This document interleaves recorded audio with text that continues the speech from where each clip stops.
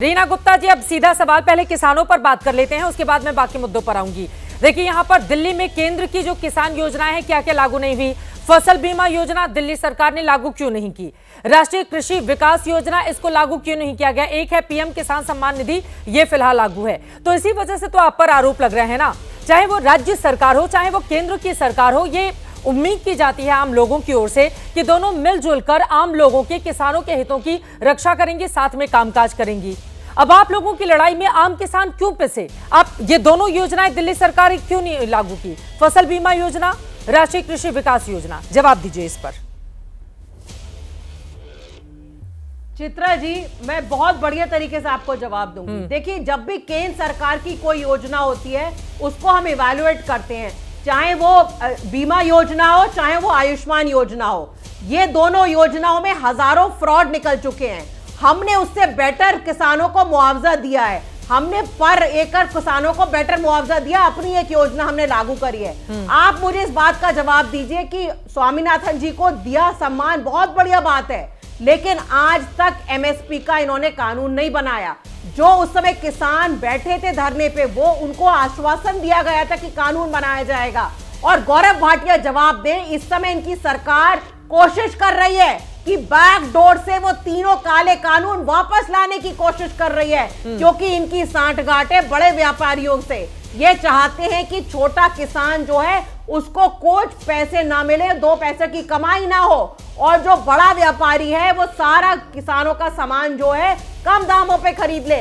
यही कोशिश उन्होंने पुराने काले कानून लाने की उस समय की थी, तब बेचारे 750 हमारे किसानों की शहादत हुई थी, और अब वापस यही कोशिश करी जा रही है। मैं तो गौरव भाटिया से ये कहती हूँ कि आपने कहा था किसानों की आय दुगनी हो जाएगी, अब तो 2025 आ गया, कौन से किसान हैं जिनकी आय दुगनी हो गई? ये सवाल तो कोई किसान नहीं दिखाई दे रहा। दिल्ली में कृषि मंत्रालय की जिम्मेदारी किसकी है? किसी की आय दुगनी हुई? कृषि मंत्रालय की जिम्मेदारी किसकी है? दिल्ली के कृषि मंत्री, मतलब आम लोग, मंत्रालय की जिम्मेदारी केंद्र सरकार की है। हाँ। एमएसपी की जिम्मेदारी किसकी है? केंद्र सरकार की तो है। ये दिल्ली राज्य में भी जिस तरह के आपके शिक्षा मंत्री हैं, जिस तरह के आपके बड़े बड़े मंत्री हैं, उस तरह से दिल्ली में भी तो कृषि के लिए कोई खास व्यवस्था आम आदमी पार्टी ने कर रखी होगी ना। किसकी है जिम्मेदारी इसको लेकर? शिक्षा मंत्री हम सब लोग जानते हैं, स्वास्थ्य मंत्री सब लोग जानते हैं, बाकी मंत्री सब लोग जानते हैं। आप बताइए कौन है जो किसानों के हितों की रक्षा के लिए मंत्रालय संभाल रहा है? किसानों से जुड़ा हुआ संवैधानिक बात कर। हाँ, सीधे सीधे आतिशी जी के पास है डेवलपमेंट डिपार्टमेंट और किसान मंत्रालय। दिल्ली में एक होता है, हमेशा से एक होता आ रहा है, लेकिन इस समय बात हो रही है पूरे देश के किसानों की। चित्रा जी, आप मुझे यूपी का किसान दिखा दीजिए, पंजाब का किसान दिखा दीजिए, हरियाणा का किसान दिखा दीजिए। हाँ, पूरे देश का किसान इस समय परेशान है। पूरे देश का किसान मांग कर रहा है। ठीक है, बाकी लोग भी हैं, गौरव भाटिया जी, उसके बाद में आपके पास आऊंगी। आदिल हसन जी है, संगीत रागी जी हैं, वरुण पुरोहित जी हैं। ठीक है, ठीक है। इतने जो 750 किसानों की शहादत हुई, ठीक है, मंत्रालय नहीं है, विभाग बनाकर किसानों की जिम्मेदारी सौंप दी गई है, ये बात समझ में आ गई। आदिल हसन जी, किसानों का मुद्दा क्या दिल्ली में एक बड़ा कारण बनेगा चुनावों में, जिसको देखते हुए जनता वोट करने के लिए जाएगी, और यहां पर किसान हितैषी होने का दावा दोनों ही पार्टियां कर रही हैं। आपकी पार्टी भी चुनावी मैदान में उतरी हुई है, बताइए कितना बड़ा मुद्दा होगा किसानों का? एक तो एक फेकू मल है, एक ढोंगी मल है। दाऊद इब्राहिम का नाम तो नरेंद्र मोदी ने 2013 में लिया था, शुरुआती चुनाव प्रचार उसी से किया था। वो 56 इंच का सीना जरूर 26 इंच का हो गया। आज तक आजाद भारत में 75 साल में सबसे ज्यादा किसानों पर अत्याचार हुआ तो नरेंद्र मोदी के शासनकाल में हुआ। इनका गृह मंत्री का बेटा ने पूरी दुनिया के सामने गाड़ी चढ़ाया। आपने देखा खाद की कीमत के लिए लाठियां मध्य प्रदेश, उत्तर प्रदेश, बिहार, बंगाल में किस तरह से खादों की किल्लत हुई है। और ये अरविंद केजरीवाल क्या बोलेंगे? उनके पास वही चीज है, अभी मौलाना को ले आएंगे, कभी पुजारी को ले आएंगे, लेकिन जब पानी की बात होगी, जब माइनॉरिटी इलाके में इंफ्रास्ट्रक्चर डेवलपमेंट की बात होगी, कभी नहीं दिखेंगे। और गौरव, आप भाजपा से क्या उम्मीद कर सकते हैं? और भाजपा तो लाठी चलाने में एक्सपर्ट है। आप बिहार में बीपीएससी वाले पे लाठी चला रहे हैं, किसान पे लाठी चला रहे। 750 किसान शहीद हुए थे आजाद भारत में, कभी ऐसा नहीं हुआ था किसानों पर इतनी बर्बरता हुई थी। ऐसा ट्रक, ऐसा ऐसा जाम, ऐसा ऐसा ब्लॉकेड लगाया गया। अगर बात नरेंद्र मोदी बात क्यों नहीं करना चाहते? मणिपुर में नहीं बात करना चाहते हैं, लेकिन विदेश में खूब गले मिलते हैं, किसानों से बात नहीं करना चाहते। शिवराज जी चौहान बड़ी बड़ी बात करते थे, तोमर बहुत बड़ी बड़ी बात करते थे, खालिस्तान बोलते थे, आतंकवाद बोलते थे। किसानों को कितना नीच इस सरकार ने दिखाया, आप खुद बोलिए, पूरी दुनिया जानती है।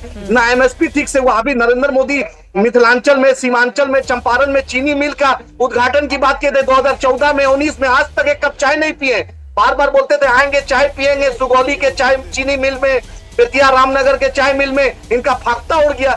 झूठ के सौदागर हैं और उसी के चेले हैं अरविंद केजरीवाल, जो एक पैकेजिंग करते हैं, क्योंकि नरेंद्र मोदी आप देखा नॉर्थ ईस्ट दिल्ली में जो दंगा हुआ, जाके राजघाट पे चले गए। आपकी ड्यूटी थी दंगा रुकवाने की, आप चले गए राजघाट पर। तो दोनों ड्रामा कंपनी के पैकेजिंग है, एक अदानी के हैं। जा रहे हैं आप तो दंगे के आरोपियों को चुन चुन कर टिकट दे रहे हैं महाराज। आदिल हसन साहब, ऐसा लग रहा है कि दिल्ली में आप लोगों को कोई उम्मीदवार ही नहीं मिल रहा है। चुन चुन कर दिल्ली दंगों का कौन है आरोपी, चुन चुन कर उसको वोट, उसको चुनाव में उतारिए, एमआईएम का दीजिए। अमित शाह को तड़ीपार सुप्रीम कोर्ट ने किया था, उसको भी नरेंद्र मोदी ने टिकट दिया था।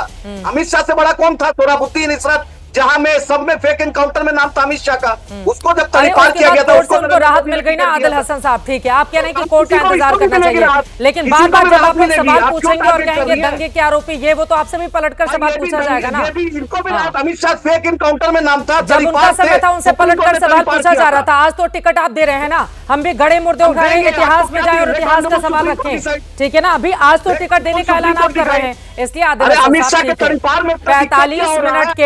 45 मिनट के डिबेट में हम चले जाएं अमित शाह को कब क्या हुआ था, अभी आज की बात करेंगे ना। आप लोग पता नहीं इतिहास में क्यों जाते रहते हैं, ठीक है। मैडम अमित शाह तड़ीपार संगीत कागी जी सीधे आपके पास आते हैं। अमित शाह तड़ीपार को टिकट मिल सकता है तो उसको क्यों नहीं मिल सकता है?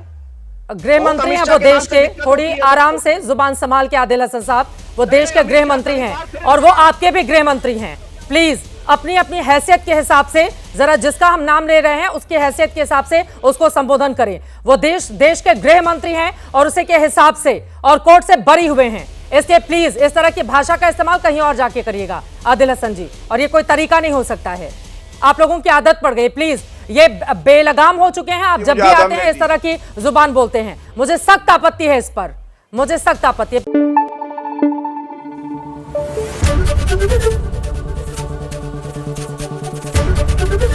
एबीपी न्यूज आपको रखे आगे।